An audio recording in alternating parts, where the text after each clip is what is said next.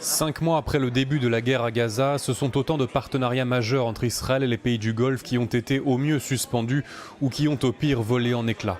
Le dernier projet avorté en date étant l'acquisition par les Émirats de parts au sein de la compagnie gazière israélienne NewMed Energy à hauteur de 2 milliards d'euros. Les grands problèmes de géopolitique ont toujours un impact et nous sommes navrés de voir ce qui se passe aujourd'hui.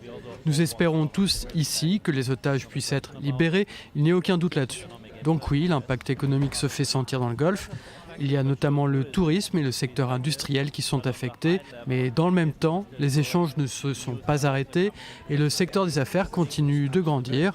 Je crois que c'est la preuve que les Émirats sont toujours un allié d'Israël. Une frilosité qui se ressent aussi au niveau diplomatique, l'ambassade israélienne à Abu Dhabi étant la seule du monde arabe à avoir gardé toutes ses capacités opérationnelles. Mais bien qu'il soit devenu difficile de parler d'Israël avec les citoyens du Golfe, les gouvernements, eux, n'ont pour autant pas tiré un trait sur les accords d'Abraham, ceux-ci ayant permis d'attirer dans la région plusieurs milliards d'euros supplémentaires d'investissements occidentaux.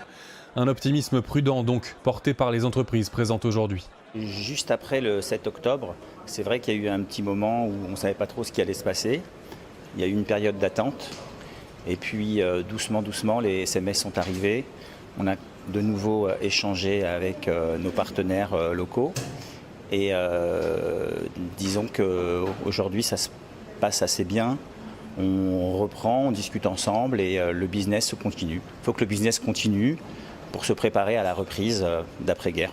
On espère bien évidemment que l'accord avec l'Arabie Saoudite se concrétisera quand même dans un futur proche ou à moyen terme, parce que ça reste quand même les gardiens de l'islam et beaucoup de pays suivront. Donc il faut rester optimiste, c'est une situation qui est terrible, mais bon, je pense que les choses vont rentrer dans l'ordre à un moment donné, quoi. Voilà, c'est pas la seule région dans laquelle des conflits se passent dans le monde. En ce moment, c'est une période très trouble.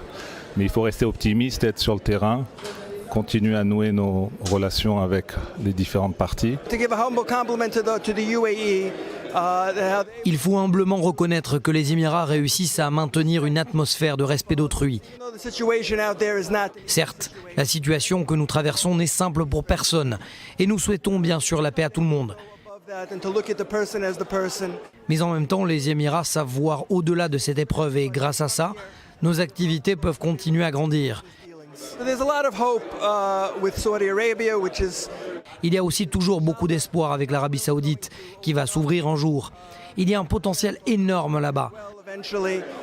J'ai moi-même été à Riyad, j'ai beaucoup aimé et j'y ai rencontré des gens exceptionnels. Alors qu'Israéliens et Émiratis espèrent toujours franchir la barre des 10 milliards de dollars d'échanges bilatéraux dans les années à venir, l'Arabie Saoudite voisine se retrouve désormais dans une posture délicate. Elle qui a besoin des technologies israéliennes pour, entre autres, doper son vaste marché intérieur et assurer sa transition énergétique.